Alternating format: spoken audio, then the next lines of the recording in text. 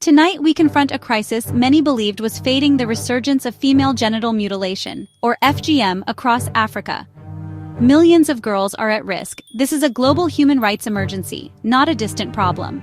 FGM is the partial or total removal of external female genitalia for non-medical reasons, a violation with no health benefits, only harm.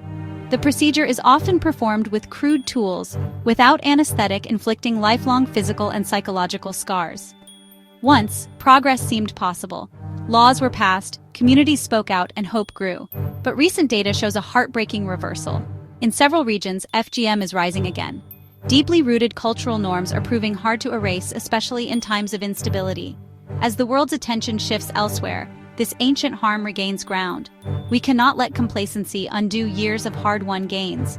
The international community must recognize this as an emergency. We owe it to these girls to act, now. The fight must be re-energized, amplifying the voices of survivors and activists. Their fight is our fight. The resurgence of FGM is complex and evolving. While some countries have made progress, others like Sierra Leone and Guinea see rates rising, and the victims are getting younger, often infants. This shift makes FGM harder to detect and prevent. Another alarming trend: medicalization. More families now turn to health professionals, wrongly believing it makes FGM safer. This only legitimizes the harm and violates medical ethics. Economic instability, conflict, and the COVID-19 pandemic have fueled the practice's return, stripping away protections like schools.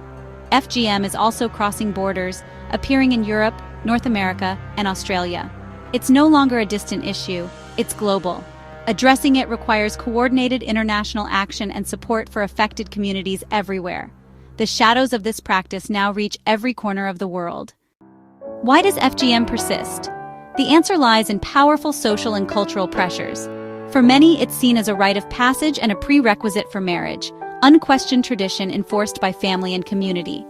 Girls who refuse face exclusion and shame, mothers who resist risk being ostracized, grandmothers and elders believing they protect their granddaughters' futures, often perpetuate the cycle. Religion is sometimes wrongly invoked, though no major faith requires FGM. Silence or endorsement from religious leaders can entrench the practice. At its core, FGM is about controlling women's bodies and sexuality, rooted in gender inequality. Until these beliefs are challenged, the practice will endure. Change must come from within communities, supported by progressive voices. Only then can the cycle be broken. The consequences of FGM are devastating. Severe pain, infection, trauma, and lifelong health risks, including complications in childbirth. Survivors often suffer in silence, carrying deep psychological wounds and a loss of bodily autonomy. Laws banning FGM are vital, but enforcement and real consequences for violators are essential.